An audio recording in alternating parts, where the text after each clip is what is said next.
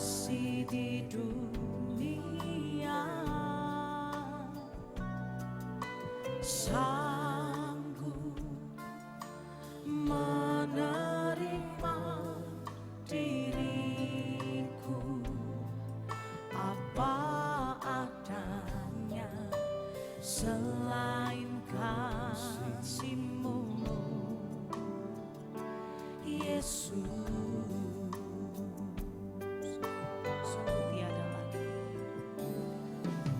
Sungguh tiada lagi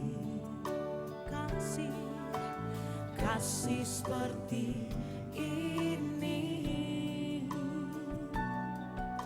sanggup mengubahkan hidupku menjadi baru selain kasih-Mu,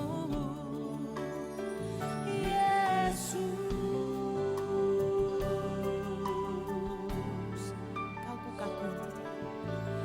Kau ku kagumi dalam hati, kasih-Mu tiada duanya. Sampai kini ku akui kasih-Mu tiada dua. Ku kagumi dalam hati, kasih-Mu tiada duanya. Sampai kini ku akui kasih-Mu tiada duanya. Lagi nyanyikan belum pernah ada, belum pernah ada kasih di dunia sanggup menerima dirimu apa adanya selain kasih-Mu, Yesus. Sungguh tiada lagi, sungguh tiada lagi kasih seperti ini,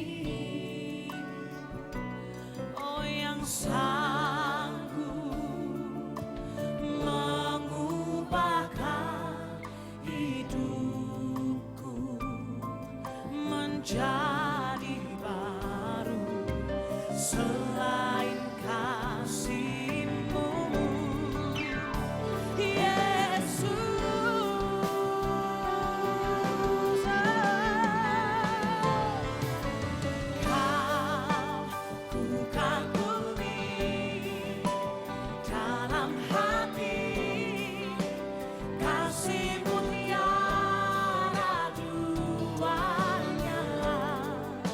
Sampai kini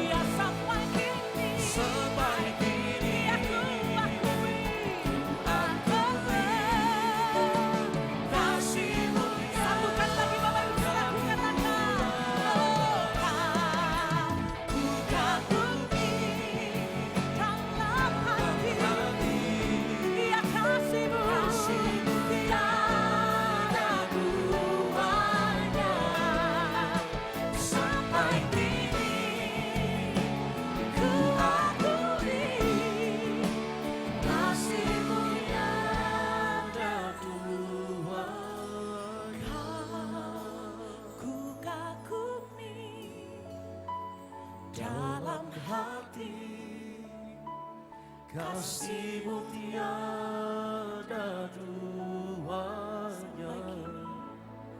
Sampai kini ku akui kasih-Mu tiada katakan kau ku kagumi. ku kagumi dalam hati. Kasih-Mu tiada duanya. Sampai kini ku akui kasih-Mu tiada duanya. Kasih-Mu tiada duanya. Kasih-Mu tiada duanya. Kasih-Mu tiada duanya.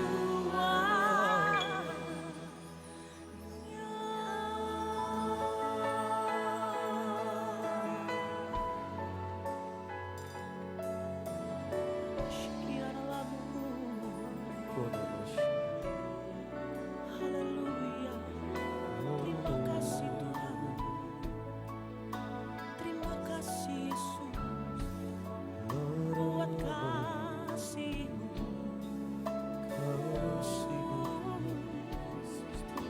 Haleluya. Biarlah-Mu. Biarlah-Mu. Kami sembah. Haleluya. Tidakkah kita bersyukur sebab kebaikan Tuhan, setiaan Tuhan kekal dalam kehidupan kita. Haleluya. Kami naikkan syukur. Yesus Engkau baik. Yesus Engkau setia. Haleluya. Haleluya.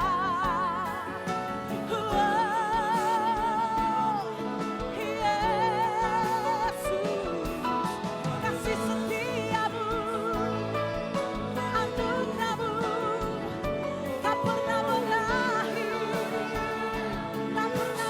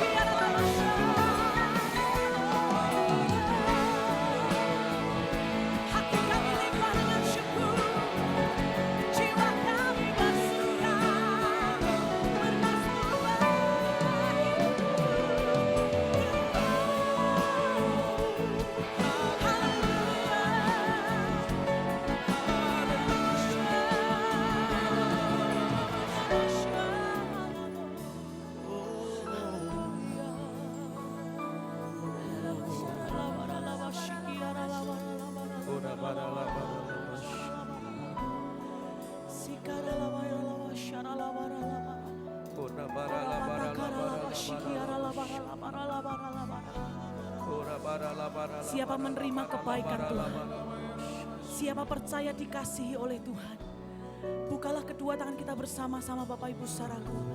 Mulai berkata-kata dalam bahasa roh. Cuma ini yang dapat kita lakukan, membalas cinta kasih Tuhan dengan membawa hatimu, mempersembahkan pujianmu, sebab tidak ada yang lain. Itu Tuhan yang layak untuk menerima semuanya. Hinamata karalaba shikiara labara labara laba. Oh rapata karalaba syaralaba. Layak engkau dipuji. Layak akan Kau disembah, tak dapat ku balas cinta-Mu. Haleluya.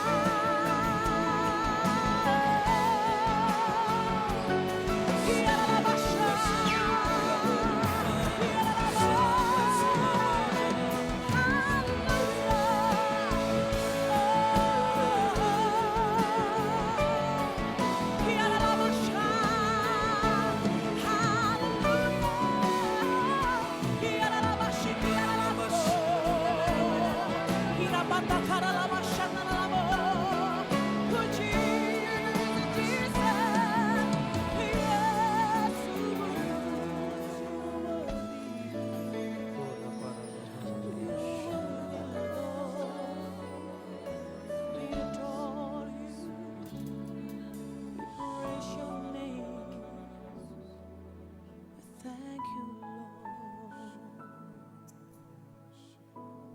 Kiara Labashata. Terima kasih Tuhan, buat kasih yang tidak pernah berbatas dalam hidup kami. Kau mengasihi setiap kami. Haleluya.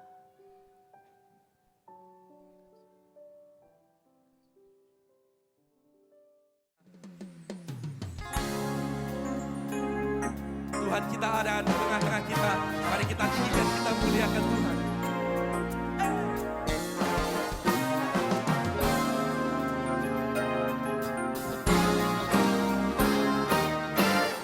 I will come into your presence, Lord, with a sacrifice of praise. With a song I will exalt you, Lord. Blessed be. Blessed be your holy name. I will give you all the glory. You delivered me from shame. Come on, sing, I'm created. I'm created in your righteousness. Blessed be your holy name. Lifted up, His name be lifted higher. Lifted up, exalt His holy name. Lifted up, His name be lifted higher. Exalt His holy name. Semua lalai katakan, come on, lift Him up.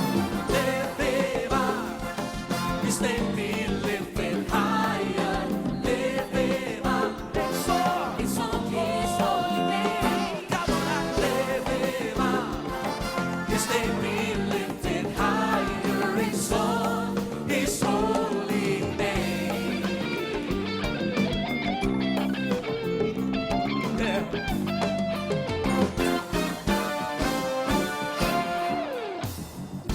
I will come into your presence, Lord, With a sacrifice, with a sacrifice of praise. not with a song. With a song I will exalt you, Lord. Blessed be. Blessed be your holy name. I will give you all the glory. You delivered me from shame. Say, I'm created. I'm created in your righteousness. Oh, blessed be. Blessed be your holy name. Come on, I lift Him up.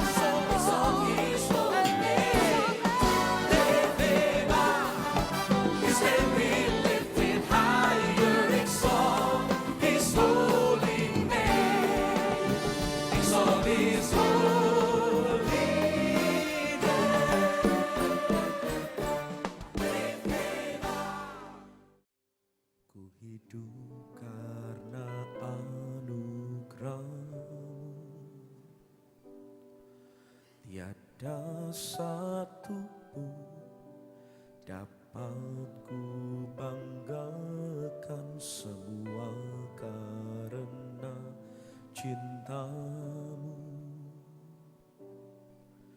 Ini hidupku, pimpin jalanku.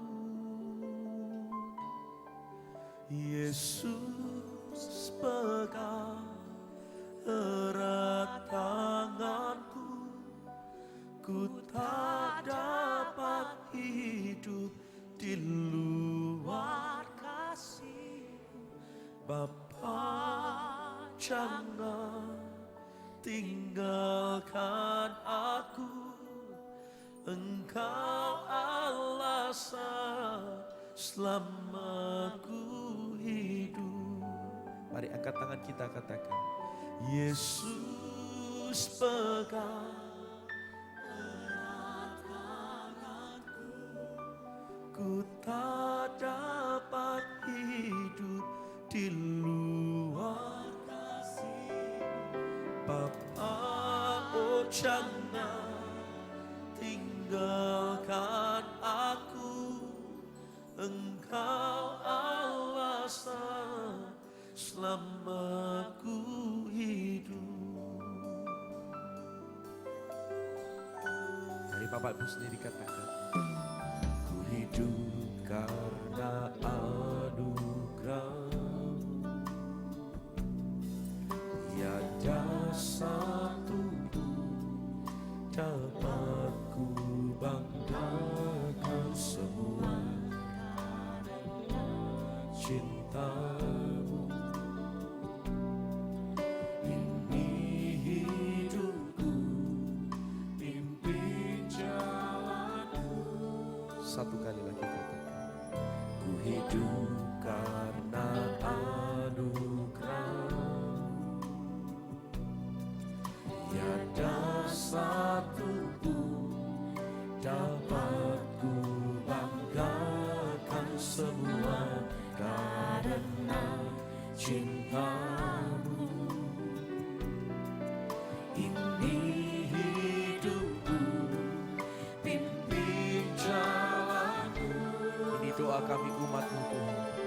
Yesus pegang erat tanganku, ku tak dapat hidup di luar kasih.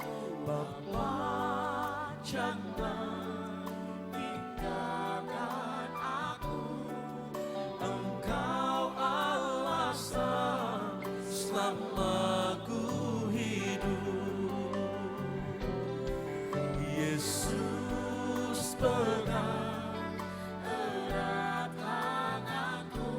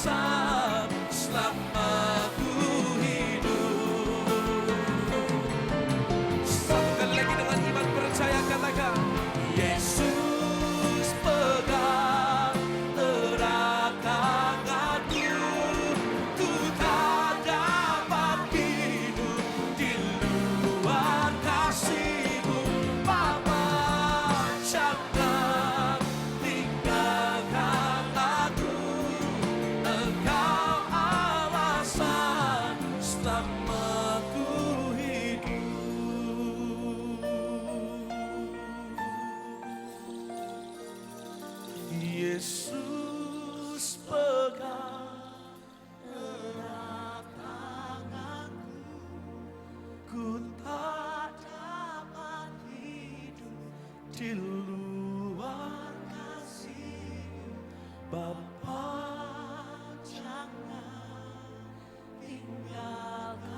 Engkau alasan kami hidup. Engkau alasan selama ku hidup. Satu kali lagi katakan, Yesus pegang erat tanganku, ku tak dapat hidup di luar kasih-Mu. Bapa, jangan tinggalkan aku. Engkau alasan selama ku hidup. Engkau alasan selama ku hidup. Engkau alasan selama ku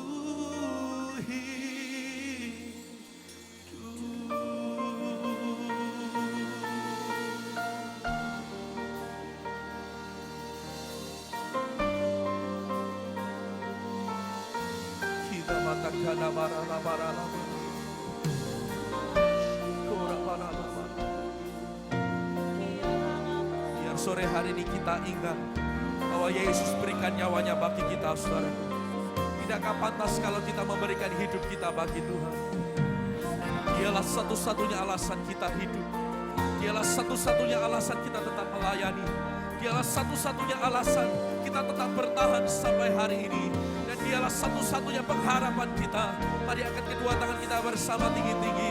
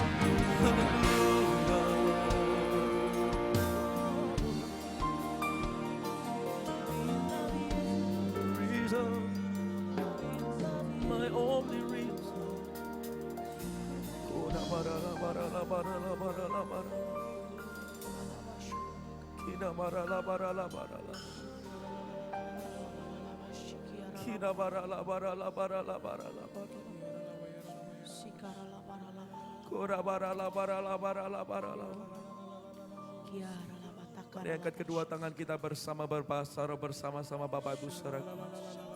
Syarala bara la bara la bara la bara. Kina bara la bara la bara la bara la bara la bara la. Kina bara la bara la bara la bara la bara la bara la bara la bara la bara la bara la bara la bara la bara la. Syarala bara la bara la bara la bara la bara la. Lebih kuat lagi berbahasa roh syarala bara la bara. Oh kanara la basyara la la.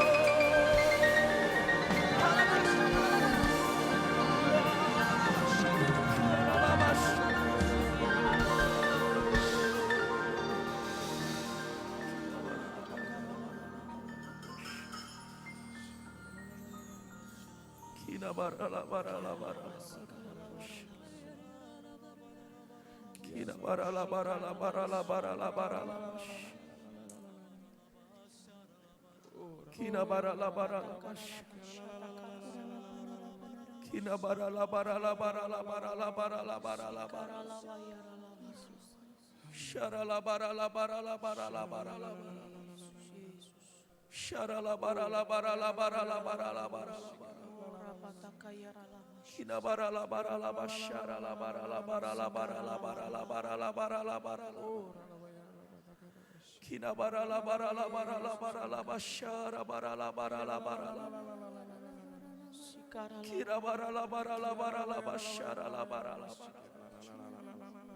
Syara la bara la bara la bara la bara la bara. Kina bara la bara la bara la bara la bara la basyara bara la bara. Kina bara la bara la bara la bara la bara la bara la bara la bara la bara la bara la bara la bara. Kina bara la bara la bara la bara la bara la bara la bash. Kina bara la bara la bara la basyara la bara la bara la. Kina bara la bara la bara la basyara la bara la bara la bara la bara la bara la bara. Kina bara la bara la bara la bara la. Persekutuan kami dengan tubuh dan darah-Mu membuat kami mengingat bahwa Engkau ada bersama dengan kami, manunggal dengan kami. Kami milik-Mu, Engkau ada di dalam kami.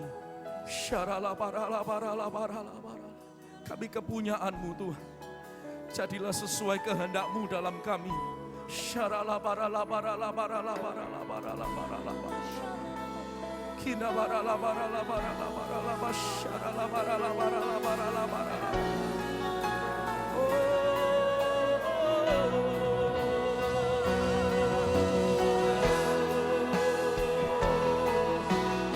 Jesus, we belong to you. Kina la basyara la la la.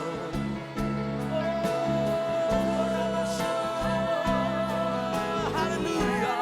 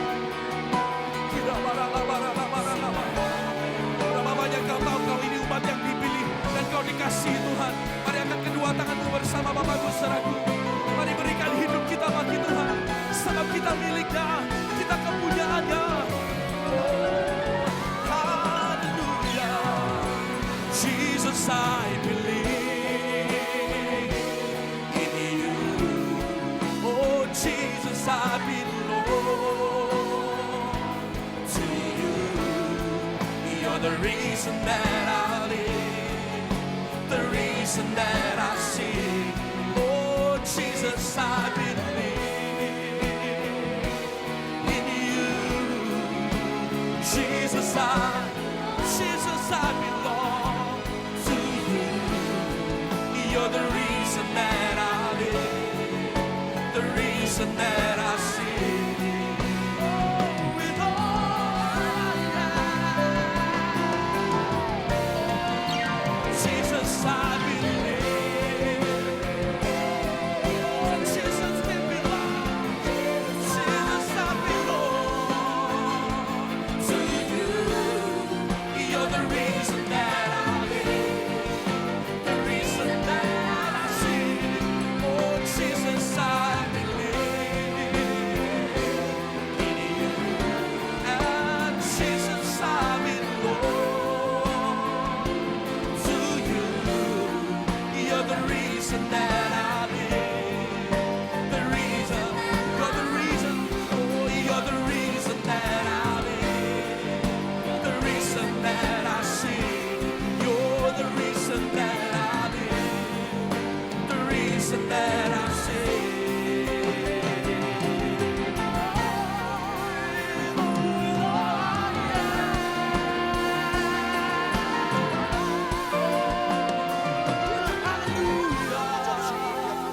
Dan kami sungguh percaya seperti pujian ini bahwa Tuhan tidak pernah meninggalkan kami.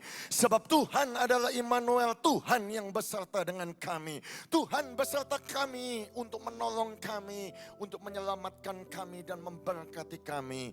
Terima kasih untuk sore hari ini kami bisa datang di dalam rumah Tuhan, memuji dan membesarkan nama Tuhan. Sekarang kami membutuhkan firman-Mu, sampaikanlah firman-Mu itu. Berikanlah kepada kami roti yang kudus itu, supaya kami dikenyangkan dan supaya kami dikuatkan oleh firman-Mu. Kami sangat membutuhkan firman-Mu, sebab firman-Mu itu pelita bagi kaki kami dan terang bagi jalan kami. Kami sambut dengan ucapan syukur hanya di dalam nama Tuhan kami yang tercinta, Tuhan kami Yesus Kristus. Bersama-sama kita katakan amin, amin, amin. Tepuk tangan bagi Tuhan kita. Haleluya. Amin. Silakan Bapak Ibu untuk duduk. Haleluya. God is good. And all the time.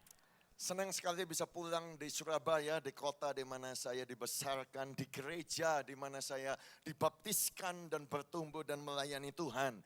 Terima kasih buat Bapak Gembala, Pak Aswin Tanusa Putra yang sudah mempercayakan pelayanan firman pada sore hari ini kepada saya. Bapak Ibu dan Saudara sekalian, saya digerakkan oleh Tuhan untuk berbicara tentang topik tahunan atau tema tahunan Gereja Betani yang disampaikan oleh Bapak Gembala, yaitu Living for God. Hidup untuk Tuhan. Semua berkata hidup untuk Tuhan.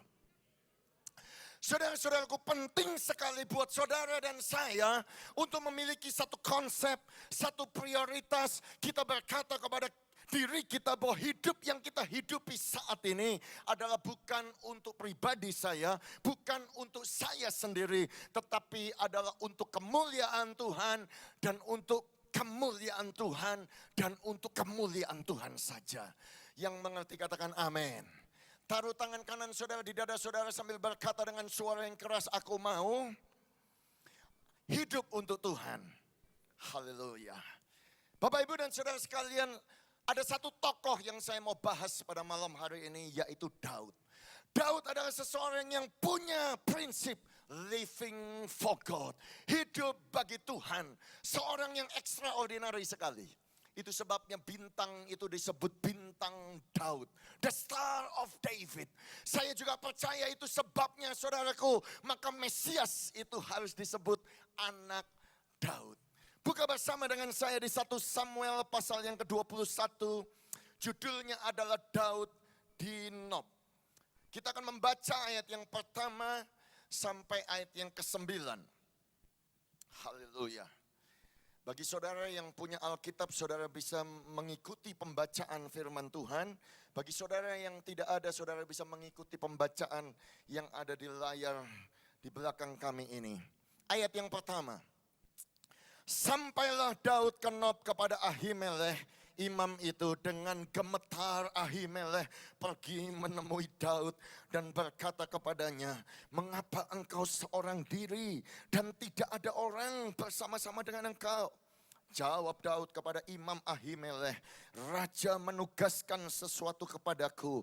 Katanya kepadaku, siapapun juga tidak boleh mengetahui sesuatu dari hal yang kusuruhkan kepadamu dan yang kutugaskan kepadamu ini. Sebab itu orang-orangku telah kusuruh pergi ke suatu tempat.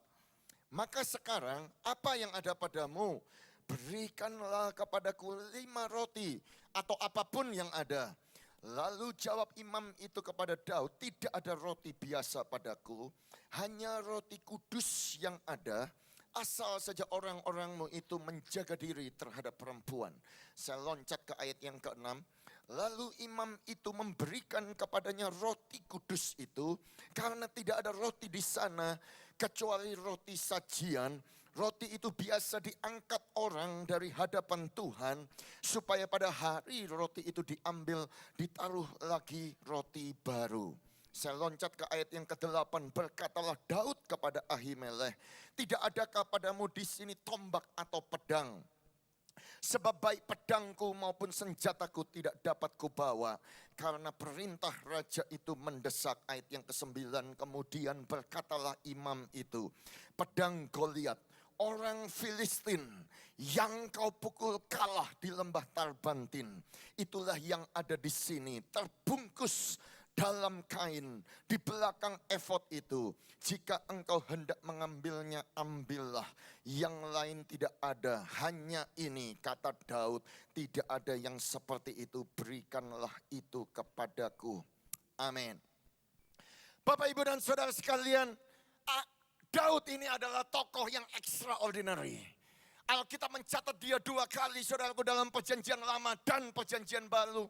A man after God's own heart. Orang yang berkenan di hati Tuhan. Tetapi saudaraku, Daud ini punya masa lalu yang sukar. Dia dilahirkan dalam keluarga yang tidak baik, saudara-saudaraku. Dia adalah anak yang ke-8 laki-laki dari seorang yang bernama Isai dari Bethlehem. Kalau saudara tanya kepada saya, bagaimana Isai itu? Saya akan berkata kepada saudara, bahwa Isai itu adalah bapak yang kejam, ayah yang betul-betul jahatnya bukan main, yang tidak bijaksana pilih kasih, dan dia sangat membenci Daud bukan main, saudara-saudara. Saya tidak pernah bisa membayangkan, saudaraku, ada seorang ayah yang membiarkan anaknya sendirian di padang gurun yang usianya diperkirakan sekitar belasan, 12-13 tahun, menggembalakan kambing domba, bertemu dengan singa dan beruang. Ayah model apa itu? Saudaraku, saya dengan istri punya anak juga. Anak kami yang kedua adalah laki-laki. Usianya mau 13 tahun, kami menjaganya. Oh, kami memperhatikannya. Kami tidak mengizinkan dia pergi sendiri, saudara-saudaraku. Takut tersesat dan lain sebagainya, dan lain sebagainya. Tetapi Daud dibiarkan begitu saja ketemu dengan singa dan beruang. Kenapa, saudara-saudaraku? Daud menceritakan alasannya. Di Mazmur pasal 27 dia berkata, sekalipun ayahku dan ibuku meninggalkan aku, sekalipun papi dan mami menolak aku, namun Tuhan menyambut aku. Kita bingung kenapa kok ayahnya dan ibunya gak mau dia, saudara-saudaraku. Dia menjelaskan di dalam Mazmur pasal yang ke-51. Sesungguhnya dalam kesalahan aku diperanakkan, dalam dosa aku dikandung ibuku. Kalau saudara perhatikan kitab Talmud yang menafsirkan atau menjelaskan perjanjian lama, di situ dijelaskan kemungkinan besar Daud dianggap anak haram dan bapaknya gak percaya itu anak kandungnya. Dengan kata lain, saudaraku, Daud adalah bayi yang tidak diinginkan, bayi yang ditolak, bayi yang mau dibunuh. Syukur-syukur kalau dimakan singa atau dimakan beruang, begitu kira-kira, saudaraku. Kalau saya cerita ini saya bawa ke tahun 2015, Mungkin sama mirip saudaraku dengan cerita yang saya baca di koran Jawa Pos. Waktu saya pulang dari Korea 3 hari yang lalu, saya membaca Jawa Pos, syok sampai gak berani baca saudara-saudara. Ada foto bayi di situ saudaraku, diplak ban mulutnya, ditaruh tas kresek, digantung di kaca spion mobil, ditinggal, ditolak oleh orang tuanya, tidak diinginkan. Mungkin Daud mengalami keadaan yang sama, tidak diinginkan oleh kedua orang tuanya. Dalam keadaan demikian Daud tidak putus asa. Dalam keadaan demikian di padang gurun sendirian, dia tidak menyalahkan siapa-siapa.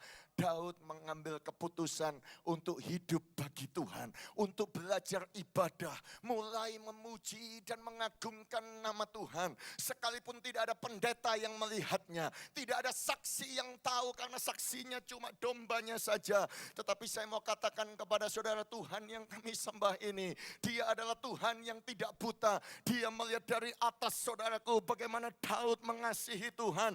Dan di tempat itulah Tuhan menolong dia dan menyelamatkan dia dan memberikan kekuatan kepada Daud. Saya mau menguatkan saudara yang hadir pada malam hari ini. Mungkin ada di antara saudara keadaanmu sukar, keadaanmu susah, keadaanmu mengalami persoalan keluarga dan lain sebagainya. Saya berkata kepada saudara, biarlah engkau pada malam hari ini mengambil keputusan untuk hidup bagi Tuhan, untuk mempermuliakan Tuhan dan beribadah kepada Tuhan. Orang lain tidak perlu tahu, tetapi saya mau katakan bahwa Tuhan yang kita sembah, Dia tidak buta. Sekali lagi saya ulangi, Tuhan yang kita sembah, Dia akan melihat ibadah saudara. Dan kalau Tuhan melihat ibadah saudara, sudah pasti Tuhan akan membalasnya, memberi upah kepada saudara dan menolong saudara dan melepaskan saudara dari persoalan saudara. Yang percaya katakan amin. Kalau saudara mau tepuk tangan, jangan ragu-ragu saudaraku, tepuk tangan yang panjang bagi Tuhan kita. Oh haleluya. Itu sebabnya saudaraku, pada waktu Saul mulai memberontak kepada Tuhan, Nabi Samuel datang kepada Saul dan marah. Kenapa Saul? Engkau kan sudah diurapi, kenapa engkau berbuat demikian? Gara-gara perbuatanmu inilah, maka kerajaanmu akan diambil daripadamu dan diberikan kepada orang lain. Karena Tuhan sudah menemukan orang yang berkenan di hatinya. Tapi Samuel masih belum tahu siapa orangnya. Pergilah Samuel saudaraku dan menangis dan meratapi Saul. Oh Saul, oh Saul. Alkitab berkata lalu datanglah Tuhan kepada Samuel. Samuel, berapa lama lagi engkau berkabung dan menangisi dan meratapi Saul? Saul sudah aku tolak. Oh, ambillah tabung tandukmu, isilah dengan minyak. Berangkatlah ke Bethlehem, ke rumah Isai, sebab salah satu dari anak laki-lakinya kudapati berkenan di hatiku. Urapi dia menjadi raja atas Israel. Oh, Samuel mulai angkat tabung tanduk itu, isi dengan minyak urapan. Dia berangkat ke Bethlehem. Dia ketemu dengan Isai. Wow, Isai kaget. Isai bertanya, Nabi Samuel, mengapa engkau datang? Samuel berkata, Tuhan menyuruh aku mengurapi salah satu daripada anakmu untuk menjadi raja. Wow, Isai cinta anak laki-laki yang paling besar. Dia kirimkan Eliab, saudara-saudaraku. Alkitab berkata dia tinggi, besar, gagah, perawakannya penuh dengan karisma. Mungkin modelnya seperti saya. Cuma guyon. Oh Samuel saudaraku, dia terpesona. Wah, ini sesungguhnya orang yang diurapi oleh Tuhan. Oh, karismatik sekali, cocok menjadi raja. Tuhan marah dan menegur Nabi Samuel. Samuel, keliru. Aku sudah menolak orang itu. Sebab manusia itu melihat apa yang dilihat oleh mata, tetapi aku melihat hatinya. Saya mau katakan kepada saudara hari ini, ibadah yang saudara berikan kepada Tuhan itu tidak tergantung penampilan saudara.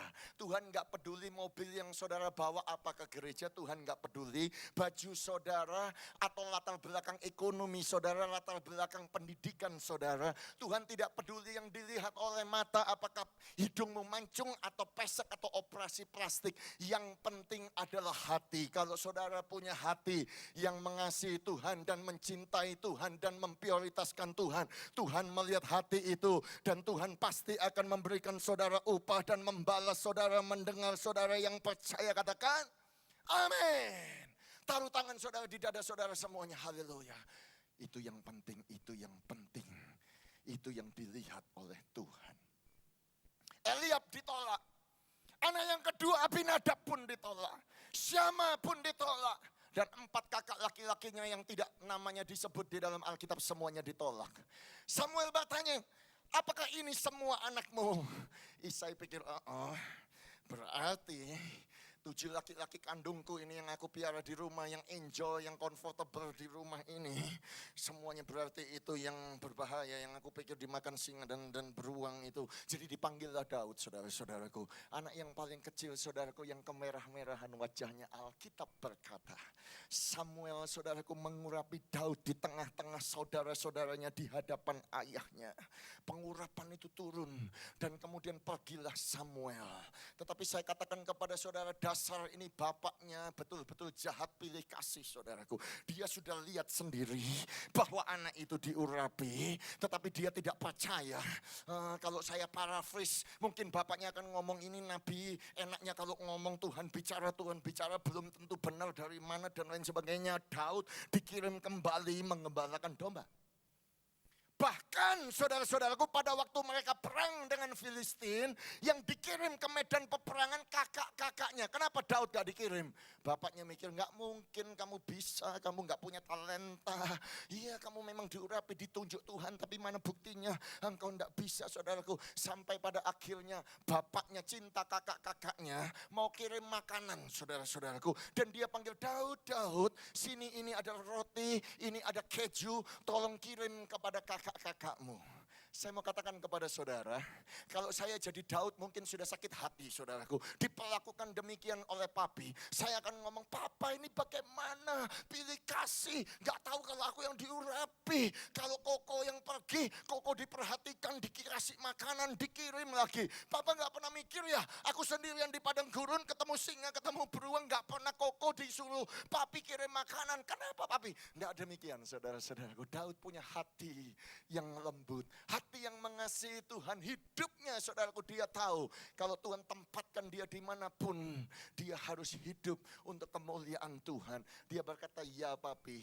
Berangkatlah Daud, saudaraku, diperkirakan usianya 17 tahun atau 18 tahun dia berangkat ke medan peperangan. Di situ dia mendengar ada seorang raksasa namanya Goliat. Tingginya 6 hasta, dia membawa 6 senjata, berat gagang tombaknya 600 sikal. Ada kata 666, deskripsi daripada Goliat. Goliat itu mengejek dan mengintimidasi bangsa Israel selama 40 hari 40 malam. Alkitab berkata bahwa seluruh bangsa Israel gemetar, ketakutan, termasuk Saul ketakutan, tidak berani maju berperang. Tetapi Daud datang kepada Raja Saul. Dia berkata, jangan takut tuanku raja, sebab hambamu ini akan pergi melawan raksasa itu. Saul berkata, mana bisa, engkau masih muda, engkau gak punya pengalaman, engkau gak pernah perang. Sedangkan Goliat itu sejak muda sudah jadi prajurit, mana bisa. Tetapi Daud berkata demikian kepada Raja Saul, Raja tuanku, hambamu ini biasa mengembalakan kambing domba daripada ayahnya. Dan bila datang singa dan bila datang beruang, menerkam dan mencuri 1 ekor domba, maka aku akan pergi mengejarnya, menghajarnya, dan melepaskan domba itu dari mulutnya. Dan apabila dia berdiri menyerang aku akan tarik janggutnya, menghajarnya, dan membunuh singa dan beruang itu. Kemudian dia berkata demikian, Tuhan yang telah melepaskan aku dari cakar singa adalah Tuhan yang menyelamatkan aku dari cakar beruang, adalah Tuhan yang sama yang akan melepaskan aku dari orang Filistin yang tidak bersunat ini. Saya juga mau berkata kepada saudara jemaat Bethany Indonesia yang ada di Nginden ini, kita melayani Tuhan yang namanya Yesus Kristus. Dikatakan dia tidak pernah berubah, dahulu, sekarang, dan selama-lamanya. Dia adalah Tuhan yang yang sama yang berjalan di atas air di Danau Galilea. Dia adalah Tuhan yang menenangkan badai, topan, air, dan angin. Dia adalah Tuhan yang sanggup memecahkan 5 roti dan 2 ekor ikan. Untuk 5.000 laki-laki makan kenyang, tidak termasuk perempuan dan anak-anak. Dia adalah Tuhan yang membangkitkan Lazarus dari kematian. Saya berkata kepada saudara, Dia adalah Tuhan yang sama, yang sanggup untuk membebaskan saudara, melepaskan saudara dari badai ekonomi. Dia adalah Tuhan yang akan menyembuhkan segala sakit penyakitmu. Dia adalah Tuhan yang sama, yang akan mencukupi, yang akan memenuhi segala kebutuhanmu menurut kekayaan dan kemuliaannya dalam Kristus Yesus. Haleluya. Oh, haleluya. Berangkatlah Daud, saudaraku, berperang. Dengan Filistin itu dia berkata demikian. Engkau mendatangi aku dengan tombak, dengan pedang, dengan lembing. Tetapi aku mendatangi engkau di dalam nama Tuhan semesta alam. Saudaraku, gak apa-apa saudara gak punya uang yang banyak, gak punya deposito yang banyak, no problem. Gak punya koneksi pejabat, no problem. Gak punya geng teman-teman, no problem. Gak punya keluarga yang support, Tidak masalah saudaraku. Yang penting saudara dan saya punya nama, yaitu Yesus Kristus itu segala-galanya. Sebab nama itulah yang sanggup mengalahkan semua musuh. Yang mengerti katakan amin. Bukan kata di saudara nyanyi, nama Yesus mana yang kuat. Nama Yesus kota benteng yang teguh. Oh, nama Yesus kalahkan semua musuh. Nama Yesus di atas segalanya. Nama itu diberikan kepada kita, nama di atas segala nama. Oh haleluya. Supaya saudara dan saya bisa berdoa kepada Bapa di dalam nama itu. Dan minta apa saja kita pasti akan mendapatkannya. Yang setuju tepuk tangan sekali lagi bagi Tuhan kita. Haleluya. Maafkan saudaraku, ini saya khotbah 8 kali dalam 3 hari ini. Oh haleluya. Saudara-saudaraku, kemudian Daud, saudaraku, berkata bahwa supaya semua dunia tahu, supaya dunia tahu bahwa Israel mempunyai Allah, bahwa Tuhan menyelamatkan bukan dengan pedang, bukan dengan lembing, sebab di tangan Tuhanlah kemenangan, di tangan Tuhanlah pertempuran. Kemudian berangkatlah Daud, saudaraku, mengambil 5 batu yang licin. Ambil ketapel, saudaraku. Kemudian di ketapel batu yang licin itu, yang kecil itu, Alkitab berkata batu itu mengenai dahi daripada Goliat. Duk, begini saudara-saudara. Setahu saya kalau orang kena batu dari depan, jatuhnya pasti ke belakang. Tetapi ini aneh saudaraku, karena Alkitab kita berkata, walaupun batu itu dari depan, duk, jatuhnya itu tersungkur menyembah ke depan. Sebab apa saudaraku? Sebab semua kuasa yang ada di dunia ini, semua roh-roh yang jahat di udara, semua penghulu-penghulu kegelapan itu harus sujud menyembah di dalam nama Yesus Kristus Tuhan. Haleluya. Dan kemudian setelah Goliat itu jatuh tersungkur dan mati, saudaraku. Ini yang dilakukan Daud. Daud berlari, ayat yang ke-51, mendapatkan orang Filistin itu. Lalu berdiri di sebelahnya. Diambilnyalah pedang, dihunusnya dari sarungnya. Lalu menghabisi dia. Dipancungnyalah kepalanya dengan pedang itu. Ketika orang-orang Filistin melihat bahwa pahlawan mereka telah mati, maka larilah mereka. Saya bayangkan saudaraku, ini Goliat 6 hasta atau 3,6 meter saudaraku mayatnya. Kemudian Daud mungkin saudaraku kira-kira mungkin begini. Dia taruh kakinya saudaraku di atasnya. Dengan tangan kiri dijambak, saudara tahu itu bahasa Prancis saudaraku. Rambutnya diangkat begini. Diambilnya pedang Goliat. Kemudian dipancungnya kak. Kira-kira begitu mungkin saudaraku. Kemudian diangkatlah kepala Goliat, saudara-saudaraku. Kemudian diangkatlah pedang daripada Goliat itu. Mungkin dia berkata demikian, oh Jehovah Nisi, Tuhanlah yang memberikan kemenangan. Tuhan ada di pihak kita. Siapakah lawan kita? Jika Tuhan di pihak kita, kita tidak akan takut. Sebab lebih besar Tuhan yang menyertai kita daripada semua roh-roh jahat yang ada di dunia ini. Oh haleluya. Orang Filistin semua lari. Israel mengalami kemenangan. Pertanyaan saya buat saudara dan buat saya pribadi saudaraku. Kalau seandainya saudara jadi Daud, Saudara punya pedang daripada Goliat. Kira-kira yang saudara kacakan dengan pedang itu apa yang akan saudara lakukan? Saudaraku, anak-anak muda pasti akan melakukan ini. Begitu aku punya pedang daripada Goliat, aku akan bawa pulang ke rumah di Bethlehem. Aku akan bawa waktu makan malam, di mana 7 koko-koko ada kumpul di situ, sama papi kumpul di situ. Aku akan bawa pedang itu, aku akan tancapkan di pinggir meja makan. Gang! Dan kemudian aku akan duduk di tengah meja. Siapa yang ngalahkan Goliat? Tahu siapa yang diurapi Tuhan, yang dipilih bukan kamu. Kalau saya jadi Daud, saudara-saudaraku, saya akan bawa pedang itu, saya akan tancapkan di depan pintu rumah saya, saudaraku, tancapkan. Bang! Supaya semua tetangga-tetangga melihat, wih, pedang Goliat, oh pahlawan, oh pembunuh raksasa, the giant slayer, Daud, saudara-saudara. Kalau anak muda yang belum punya pacar, Daud belum punya pacar waktu itu, saudara-saudara. Apa yang dilakukan? Bawa pedang, saudara. Pasti dia akan masuk kampus, saudara-saudaraku. Dia akan bawa pedang Goliat. Supaya semua cewek-cewek. Karena itu seperti bawa Ferrari, saudaraku, ke kampus. Halo, bukankah wanita-wanita semua keluar di jalan main tamborin dan rebana? Saul mengalahkan 1000 musuh, namun Daud mengalahkan berlaksa-laksa. Dia akan bawa pedang itu, saudara-saudara. Kalau saudara tanya sama saya, menurut Bapak, kalau Bapak punya pedang itu, apa yang Bapak lakukan? Saya akan ngomong demikian, saya akan jual. Pasti saya jual, saudaraku, mahal. Lawang mobilnya butut bekas presiden Amerika lakunya bisa jutaan dolar. Bajunya penyanyi rock bisa laku ratusan ribu dolar.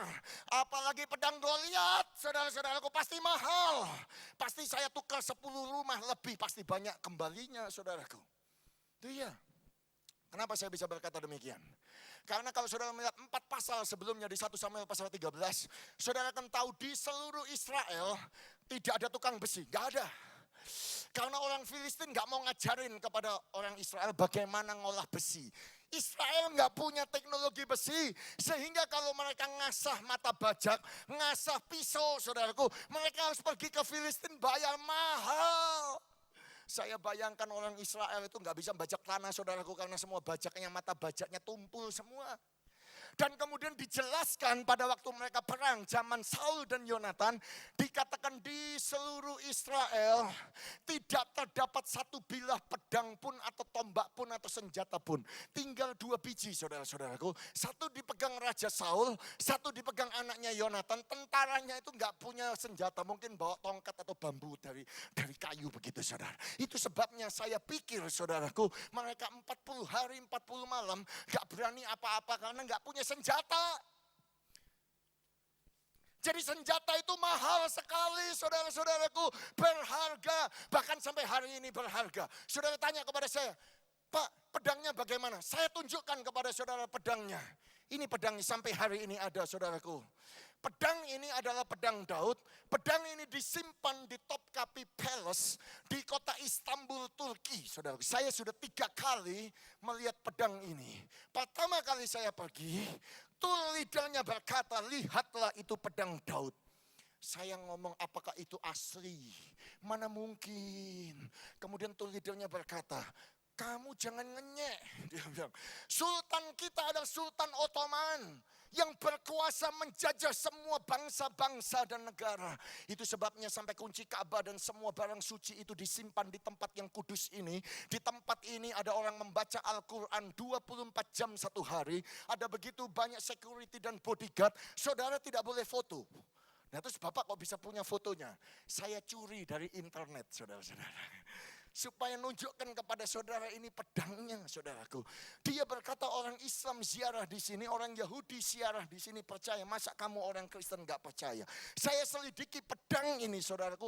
Ada tulisan Torah di dalam bahasa Ibrani yang menyatakan ini pedangnya Daud, saudaraku. Jadi kemungkinan besar ini asli pedang yang dibawa-bawa Daud. Oh, mahalnya bukan main. Tetapi saya mau katakan kepada saudara, walaupun ini mahal saudaraku di museum, oh berharga sekali. Tetapi Daud tidak pakai itu untuk dia show off. Dia tidak pakai pedang itu bawa pulang ke rumahnya. Dia bawa pedang itu yang paling berharga itu ke dalam rumah Tuhan. Dan dia mempersembahkannya di rumah Tuhan. Dan dia menancapkannya itu di rumah Tuhan. Saudara-saudaraku, kenapa Daud mempersembahkan itu di rumah Tuhan? Supaya apa? Supaya semua suku-suku yang setiap tahun, setiap festival harus ibadah ke rumah Tuhan. Mereka datang, mereka melihat, wow, pedang Goliat. Oh, raksasa yang menakut-nakuti kita, yang menjajah kita ada di sini. Bukankah Daud yang mengalahkannya? Kenapa pedang ini ada di rumah Tuhan? Mereka berkata justru Daud menaruh pedang itu di rumah Tuhan untuk memberitahu orang yang datang dalam ibadah bahwa bukan karena kekuatan manusia dan bukan karena Daud yang memberikan kemenangan, tetapi Tuhanlah yang memberikan kemenangan. Bukan kuat dan bukan gagah, tetapi karena roh Tuhan yang mengerti. Katakan amin. Haleluya. Sering kali saudara dan saya salah pikir saudaraku. Kita sering mencuri kemuliaan Tuhan. Kita pikir kalau kita bisa terbang, naik pesawat. Oh, kita punya mobil. Kita punya gelar yang banyak. Oh, kita bisa ke luar negeri. Kita bisa menikah. Punya istri, punya suami, punya anak, punya pekerjaan dan lain sebagainya. Kita pikir itu karena aku. Karena aku yang bekerja keras. Karena aku. Tetapi biarlah hari ini kita mengambil keputusan. Hidup kita ini bukan untuk kita sendiri, tetapi kita hidup bagi Tuhan. Semua kami yang punya ya Tuhan, segala apa adanya ini, kami akui itu datangnya dari Tuhan dan oleh karena Tuhan, itu sebabnya kami berikan untuk Tuhan dan kepada Tuhan, dan bagi Tuhanlah segala pujian, kemuliaan, kebesaran, kemasyuran, kekal selama-lamanya. Yang setuju dengan saya, mari kita ambil waktu 1 menit tepuk tangan. Ambil 1 menit untuk terima kasih kepada Tuhan. Katakan terima kasih Tuhan. Ini semua karena Engkau dan kami kembalikan kepada Engkau. Oh haleluya. Haleluya. Haleluya. Terpujilah nama Tuhan. Kekal selama-lamanya. Oh haleluya. Apakah Daud setelah dia berhasil saudara-saudaraku? Apakah hidupnya enak? No, saudara-saudaraku. Dia masih punya musuh. Musuhnya enggak lain daripada Raja Saul itu sendiri. Alkitab berkata, saudaraku, Saul raja yang diurapi. Tetapi karena dia memberontak kepada Tuhan, roh Tuhan meninggalkannya. Kemudian datanglah roh jahat kepadanya. Alkitab bahasa Inggris berkata, the evil spirit, saudaraku. Roh jahat itu secara paksa masuk ke dalam dirinya. Alkitab bahasa Indonesia berkata, dia kerasukan setan, saudara-saudaraku. Oh, dia mulai mengingkari janjinya. Dia dulu janji siapa yang kalahkan Goliat akan aku kasih anakku perempuan untuk menikah dengan dia. Bohong. Anaknya yang pertama Merab, saudaraku, gak dikasihkan Daud, dikasihkan Adriel orang Mehola. Baca Alkitab itu, saudara. Dan kemudian dia masih punya anak perempuan yang kedua namanya Mikal. Dia ngomong, Daud, oke, aku kasih Mikal, tapi engkau harus bunuh 100 orang Filistin. Maksud dia supaya Daud mati saja di tangan Filistin. Daud pergi ke Filistin, bukan 100 yang dia bunuh, 200 yang dia bunuh. Jadi terpaksa Saul kasih anaknya perempuan Mikal menjadi istrinya. Daud jadi jenderal. Daud jadi menantu raja. Daud menjadi pangeran Israel. Tapi mertuanya sendiri mau bunuh dia. Saudara. Ambil tombak lempar. Bah! Begini saudara-saudara. Oh, Daud tahu bahwa dia mau dibunuh. Terpaksa. Dia lari jadi buronan, saudara-saudara. Pada waktu dia lari, saudaraku, dia nggak punya uang, nggak bawa emas, nggak bawa rupiah, saudara-saudaraku. Nggak bawa senjata, nggak punya pengawal, dia jadi buronan. Jadi the most wanted fugitive. Jadi penjahat yang paling dicari di semua kantor polisi. Di seluruh Israel, saudaraku. Dia jadi ketakutan, dia melarikan diri, saudaraku, dalam keadaan yang sungguh-sungguh sukar. Tetapi saya mau berkata kepada saudara, Daud ada sesuatu orang yang mengasihi Tuhan. Sebelum dia sembunyi di Gua Adulam. Sebelum dia pura-pura gila di di depan raja orang Gad, saudara-saudaraku. Dia datang ke rumah Tuhan dan mencari Tuhan. Saya mau berkata kepada saudara, yang bisa menolong saudara itu bukan manusia. Yang bisa menolong saudara itu bukan uang dari dunia ini. Satu-satunya sumber pertolongan, satu-satunya sumber pengharapan adalah Tuhan sendiri. Datanglah di dalam hadirat Tuhan. Di dalam hadirat Tuhan inilah engkau bisa menemukan sukacita, engkau menemukan kekuatan, engkau menemukan damai sejahtera. Haleluya. Daud datang ke rumah Tuhan. Ayat yang tadi kita baca, saudaraku, Imam Ahimelek kaget gemeter. Ini pangeran, ini jenderal, kok datang pakai pakaian compang-camping kayak orang pengemis, gak punya apa-apa, gak ada pengawal. Loh, kenapa engkau datang? Daud bohong, saudara-saudara. Daud ngomong sama imam, shh, aku sebetulnya datang ini tugas rahasia dari raja, sehingga gak boleh orang tahu, sehingga terpaksa aku gak kasih tahu pegawai-pegawaiku, semuanya tak suruh pergi ke satu tempat, datanglah aku sendiri ke tempat ini. Tugas rahasia. Ahimelek gak tahu kalau Daud lagi buronan saat itu, saudara-saudara. Kemudian Daud cuma minta dua hal, saudaraku. Dia minta roti karena dia gak punya makan, saudaraku. Dan kemudian dia minta senjata. Di dalam rumah Tuhan, saudara akan menemukan roti dan saudara akan menemukan senjata. Saudara-saudaraku, kemudian Daud berkata, kasih aku 5 ketul roti. Ahimelek berkata, aduh Daud, maaf ya, di rumah Tuhan gak ada roti lain. Duh, kok gak ada roti lain? Saudara harus ingat, saya tafsirkan, saudara-saudaraku.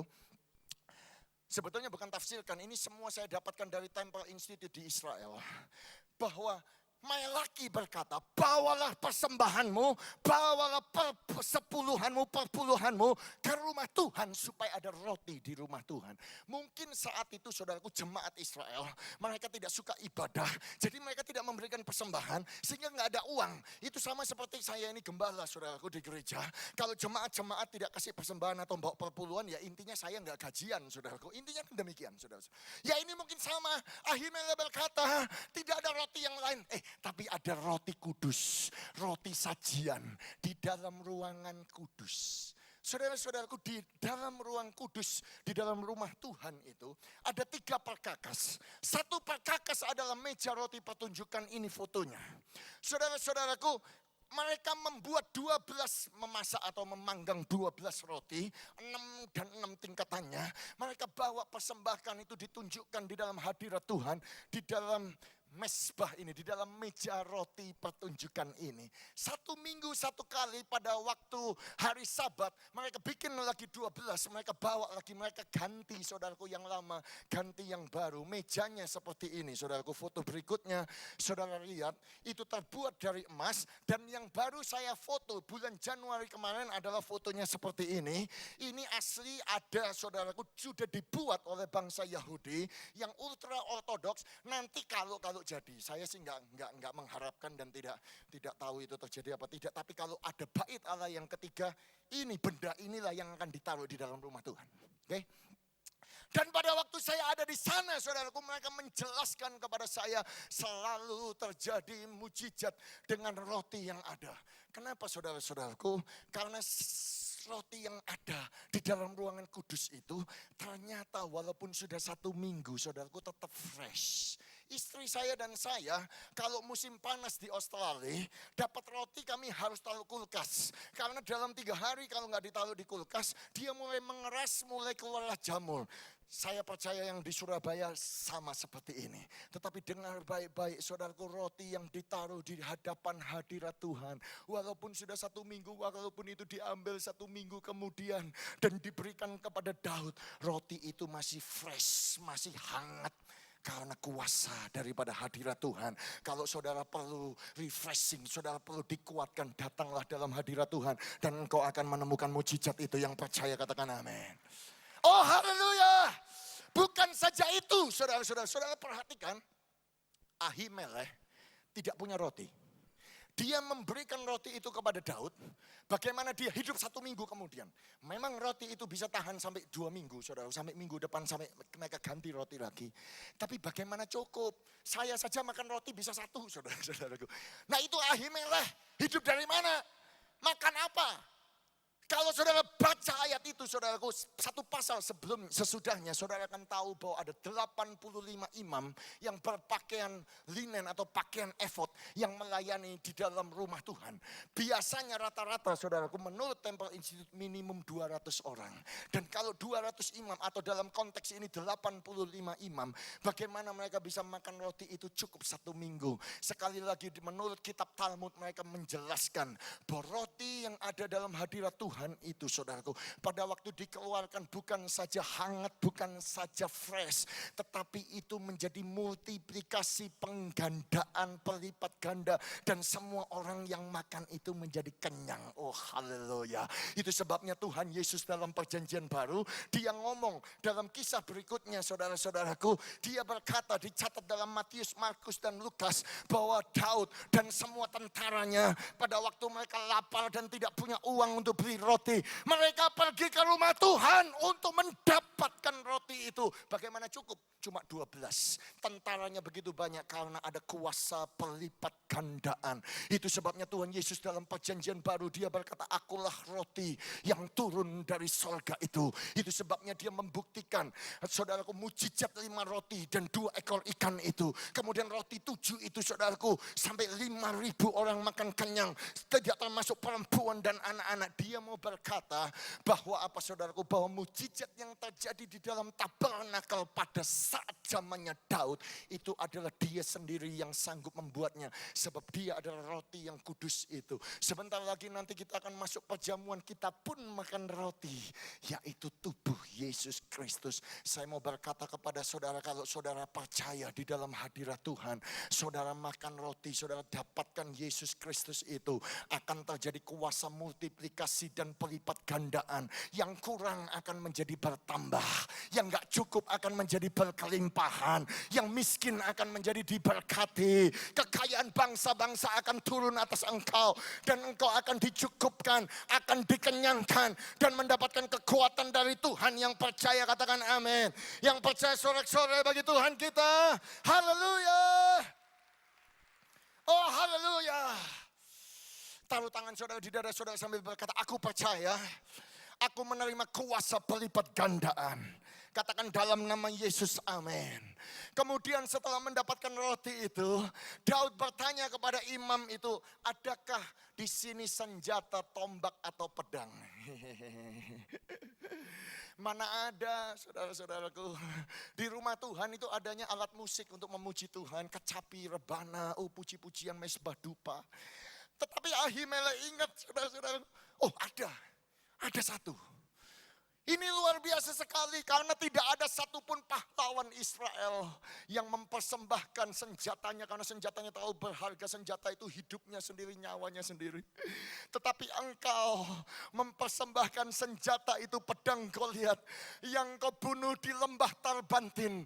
Pedang itu ada di dalam rumah Tuhan, di tempat kudus, di belakang efod itu terbungkus dalam kain. Dan karena engkau yang memberinya, ambillah, toh itu ya kepunyaan engkau. Daud berkata, yes. Dia mengingat, saudaraku, pedang yang dipakai untuk pengurapan itu mengalahkan Goliat itu. Dia pergi, saudaraku, membawa roti dan membawa senjata yang Tuhan berikan. Dengar saya, saudaraku, pada malam hari ini. Saya mau membuat satu statement yang sangat penting. Semua ibadah saudara, semua yang saudara taburkan, semua yang saudara berikan di dalam hadirat Tuhan, baik itu uang saudara, tenaga saudara, pujian, penyembahan, saudara, waktu saudara, korban saudara, iman saudara, doa saudara di dalam hadirat Tuhan. Dengar saudara-saudara, justru saudaraku, nanti di masa yang mendatang kalau engkau punya persoalan, kadang-kadang apa yang kau bawa di hadapan hadirat Tuhan itulah yang menolong saudara. Amin. Haleluya. Daud gak pernah berpikir, saudara-saudaraku, bahwa apa yang dia bawa di dalam hadirat Tuhan Satu ketika nanti pada waktu dia ada persoalan, ternyata itulah yang menolong dia, saudara-saudara. Oleh sebab itu saya mau berkata kepada saudara, janganlah jemu-jemu berbuat baik. Janganlah jemu-jemu menabur. Janganlah jemu-jemu memuji Tuhan. Jangan jemu-jemu ibadah. Jangan terlambat ibadah. Jangan bolong ibadah. Selalu datang di rumah Tuhan, dalam hadirat Tuhan, memuji dan menyembah. Kenapa saudaraku? Karena Tuhan itu tidak pernah berhutang. Dia pasti melihat hidup yang saudara persembahkan kepadanya. Dan dia akan memberikan kepada saudara upah dan membalasnya kepada saudara berlipat-lipat ganda. Yang percaya katakan amin. Yang percaya sorak-sorai bagi Tuhan kita. Oh haleluya. Daud adalah a man of war. Seorang yang berperang, banyak darah di dalam tangannya. Itu sebabnya dia tidak bisa membangun bait Allah. Tetapi saya mau berkata kepada saudara, ada sesuatu yang unik karena itu. Ketika Tuhan pertama kali menunjukkan kepada Abraham, Abraham, lihatlah tanah Kanaan itu. Jalanilah ke utara, ke selatan, timur, dan barat. Demikianlah tanah yang aku berikan kepadamu sebagai milik pusaka. Kepadamu dan kepada keturunan-keturunanmu. Abraham tidak bisa menaklukkannya. Waktu Musa naik ke atas gunung Nebo, saudaraku. Dan dia melihat tanah perjanjian itu dari atas gunung Nebo. Saat ini ada di Jordania. Itulah daerah-daerah. Dari laut yang barat Mediterania sampai sungai Efrat dari utara.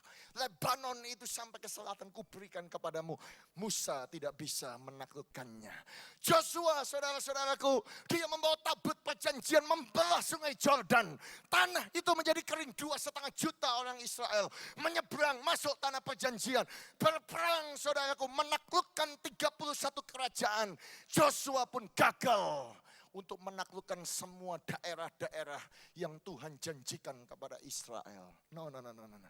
Bahkan Perdana Menteri Benjamin Netanyahu yang paling populer, yang baru saja terpilih menjadi Perdana Menteri, yang punya teknologi Iron Dome, saudara-saudaraku. Oh, satu dom penangkal rudal yang negara yang saya tinggal Australia saja nggak punya, saudara-saudaraku. Dia pun tidak bisa mendapatkan wilayah sebesar yang Tuhan janjikan. Hanya satu orang. Namanya Daud. Raja Daud yang berhasil, saudara-saudaraku, menaklukkan semua wilayah yang Tuhan janjikan. Saudara tanya kepada saya, rahasianya apa? Sederhana, saudaraku. Dia mengalahkan suku Hewi. Dia mengalahkan bangsa Yebus. Dia mengalahkan, saudaraku, orang-orang Feris. Mengalahkan orang Amori. Mengalahkan orang Gad. Mengalahkan orang Filistin. Dengar saya malam hari ini baik-baik. Setiap bangsa, setiap kerajaan, setiap pahlawan dan setiap raja itu punya senjata yang paling baik, yang paling mahal, paling gagah, saudaraku. Bahkan sebagian dari emas, Alkitab berkata. Dan ketika Daud mengalahkannya, saudaraku, dia mengambil senjata yang terbaik itu, saudara-saudaraku. Tetapi dia tidak pakai untuk show off. Dia bawa senjata pahlawan yang dia kalahkan itu, semua raja-raja. Dia bawa ke rumah Tuhan. Dan dia menggantungkannya di rumah Tuhan sebagai tanda semua kemuliaan dia berikan kepada Tuhan. Saudara tanya kepada saya, Pak, Bapak tahu dari mana ada ayatnya? Saya bisa buktikan kepada saudara. Salomo berkata di dalam Kidung Agung pasal yang keempat. Lehermu itu seperti menara Daud, dibangun untuk menyimpan senjata. 1000 perisai tergantung padanya. Dan dada para pahlawan semuanya. Wow. Makanya ada Tower of David di Jerusalem. Saya bayangkan, saudaraku, rumah Tuhan itu kayak museum.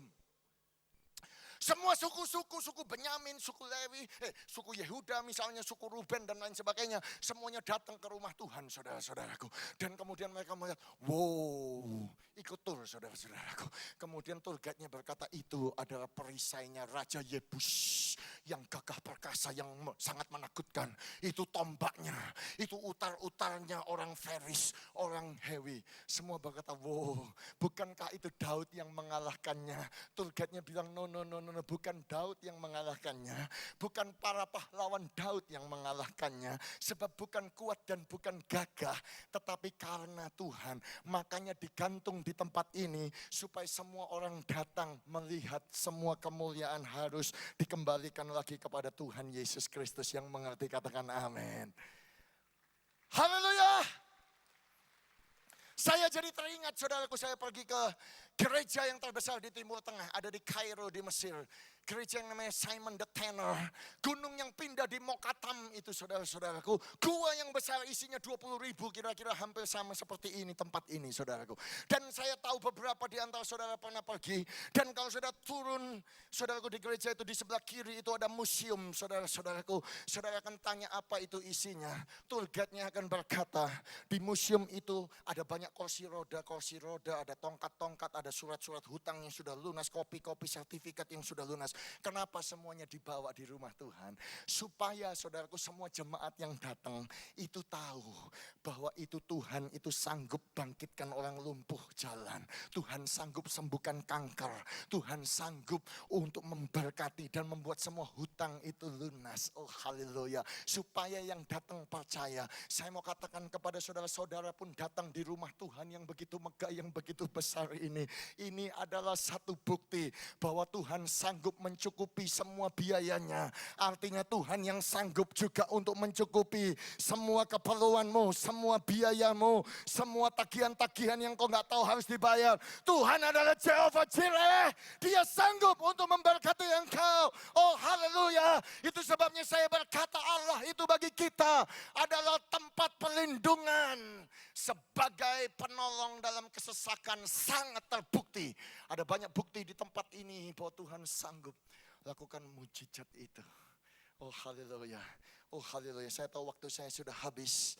Biarlah saya mau tutup dengan ini. Saya minta tim Praise and Worship Pak Nesa bantu saya untuk menjadi background. Oh haleluya. Daud akhirnya mati. Anaknya Salomo menjadi raja. Salomo menjadi raja, kemudian mati cucunya Daud menjadi raja. Cucunya mati, cicitnya menjadi raja. Cicitnya mati, buyutnya menjadi raja. Buyutnya mati, saya nggak tahu sebutannya saudara-saudaraku. Tetapi saya mau katakan kepada saudara, kira-kira kalau saya tidak salah hitung saudaraku pada raja yang ke-9. Pada waktu Ahazia menjadi raja dan dia pun mati saudara-saudara. Tetapi sayangnya saudaraku ada ibu suri. Namanya Atalia. Kalau menurut saya saudaraku dia kerasukan setan saudara. Dia kepengen jadi raja atas Israel. Tetapi dia tahu dia gak bisa saudara-saudara. Karena apa? Semua sesuai dengan firman yang menjadi raja harus keturunan Daud. Bukan keturunan Daud gak bisa saudara-saudara. Itu sudah janji. Makanya saudaraku dia jahat sekali. Dia membunuh semua keturunan raja. Saudara. Saya bisa bayangkan semuanya dibunuh. Bagaimana? Saya gak tahu yang dibunuh ratusan atau ribuan. Pokoknya tidak ada lagi yang bisa klaim jadi raja. Tinggal dia, Atalia menjadi raja. Tetapi saudaraku dalam peristiwa itu saudara-saudaraku ada seorang namanya Yosebah. Anak perempuan Raja Yoram, saudara perempuan Ahazia. Dia mengambil Yoas bin Ahazia, menculik dia dari tengah-tengah anak raja. Yang hendak dibunuh itu memasukkan dia dengan inang penyusunya ke dalam gudang tempat tidur. Dan menyembunyikan dia terhadap Atalia. Sehingga dia tidak dibunuh. Dia mengambil bayi anak raja itu. Raja daripada Ahazia itu. Masih bayi saudara-saudaraku. Tetapi saya mau berkata kepada saudara, Yosebah jadi buronan. Dia dicari dan mau dibunuh oleh Atalia. Saya mau katakan kepada saudara, Yosebah belajar dari Daud. Dia tidak lari ke kerajaan lain minta tolong. Dia tidak lagi menyeberang ke negara Israel setetangganya dan negara-negara lain minta tolong selamatkan ini anak raja. Dia pergi ke rumah Tuhan, karena dia tahu di dalam rumah Tuhan itulah sumber pertolongan, sumber kekuatan, sumber mujizat, sumber tanda ajaib. Dia bawa bayi itu saudara-saudaraku, dia ketemu dengan Imam Yoyada dan berkata, ini loh sungguhnya yang harus menjadi raja sebab dia adalah keturunan daripada Raja Daud. Imam Yoyada menyembunyikannya 1 tahun, 2 tahun, 3 tahun, 4 tahun, 5 tahun, 6 tahun. Tahun yang ke-7 dia sudah gak tahan saudara-saudaraku. Dia berkata gak bisa, kita harus menuruti firman tentang hukum. Harus keturunan Daud.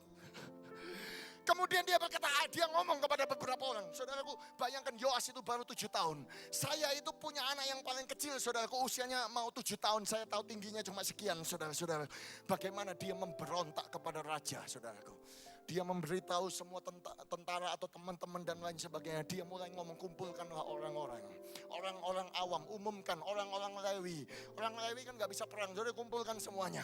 Dibagi 3, engkau jaga sebelah sini pintu. Engkau jaga sebelah sana. Engkau jaga di depan sana. Jangan biarkan ada orang masuk rumah Tuhan dan membunuh raja. Kita harus melindungi raja. Bagaimana melindungi raja? Gak punya senjata. Halo. Tetapi saya berkata kepada saudara, siapa bilang mereka gak punya senjata? Alkitab dengan jelas mencatat di 2 Raja-Raja pasal 11 dan 2 Tawari pasal 23. Lalu Imam Yoyada memberikan kepada para kepala pasukan 100 itu tombak, utar, dan perisai. Kepunyaan siapa? Raja Daud. Yang ada di mana?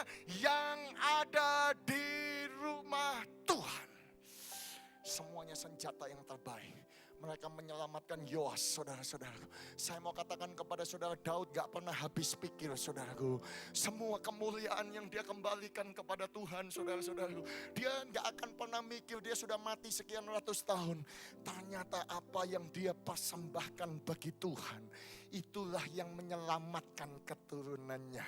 Saya mau katakan kepada saudara malam hari ini, hai ayah-ayah, hai ibu-ibu, keluarga-keluarga, kalau saudara mau melihat anak, saudara, cucu, engkau gak akan bisa menjaga dan melindungi mereka. Bukan warisan uang saja yang kau perlu berikan, tetapi kalau engkau menyerahkan hidupmu dan berkata, Tuhan, aku ini hidup bagi Allah, prioritasku adalah Tuhan, kemuliaan bagi Tuhan. Saya mau berkata kepada saudara, Tuhan bukan saja menjaga hidup saudara dan memelihara hidup saudara, Tuhan akan menjaga, melindungi anak-anak saudara. Bukan saja anak-anak saudara, Tuhan akan menjaga dan melindungi cucu-cucu saudara, dan cicit-cicit saudara, dan buyut-buyut saudara. Dan sepanjang keturunanmu dipelihara, dijaga, diberkati, dilindungi oleh Tuhan yang percaya, yang mengerti sorak-sorai bagi Tuhan kita. Katakan haleluya. Itu sebabnya Daud di dalam Mazmur 37 dia berkata, dulu aku muda, sekarang aku sudah tua, rambutku sudah putih. Namun aku tidak pernah melihat orang benar itu ditinggalkan oleh Tuhan. Atau anak-anaknya ngemis-ngemis minta roti. Atau cucu-cucunya ngemis-ngemis jadi pengemis minta roti. No, gak pernah. Karena begitu Tuhan memberkati saudara. Bukan saja saudara yang diberkati, yang mengerti, katakan amin. Tetapi anak-anak saudara dan cucu-cucu saudara dan seisi rumah tangga saudara diberkati. Kalau saudara percaya, angkat tangan kanan saudara, biar saya menyatakan ini atas hidup saudara. Engkau adalah orang yang diberkati oleh Tuhan. Engkau ada di atas dan bukan di bawah. Engkau adalah kepala dan bukan ekor. Jalanmu naik dan bukan turun. Engkau selalu berhasil sebab Tuhan yang memberkati engkau. Engkau tidak akan berhutang lagi. Semua hutangmu lunas. Engkau diberkati. Kekayaan bangsa-bangsa diarahkan kepadamu, ditimpakan kepadamu sebab Tuhan beserta dengan engkau. Yang percaya katakan amin. Kita bangkit berdiri bersama-sama. Kita tepuk tangan yang panjang bagi Tuhan kita. Oh haleluya. Mari kita sembah Dia. Angkat kedua tanganmu, tengadahkan wajahmu. Kuramakashanda lamokoshikitikia bakashanda. Kuramakashikitikia lamokoshanda. Oh ramakashanda lama-lama-shando. Yesus engkau juru selamatku, dalam janjimu kemenanganku. Selamanya aku nyatakan besar setiamu Tuhan di hidupku.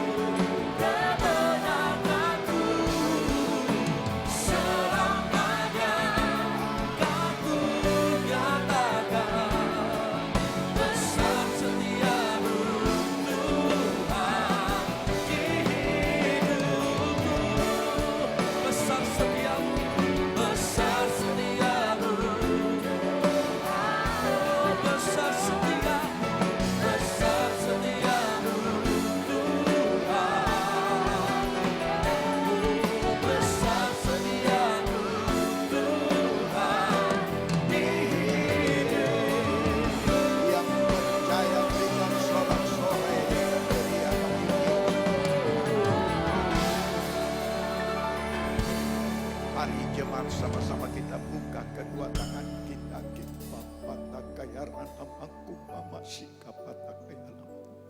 Jemaat yang dikasihi Tuhan, terimalah anugerah rahmat daripada Bapa, kasihnya dalam Yesus, kekuatan kuasanya dalam rohnya yang kudus, untuk terus menaungi, membimbing, menyertai dan memberkati kita semua sepanjang malam ini hingga Maranatha Yesus datang, bahkan sampai selama-lamanya.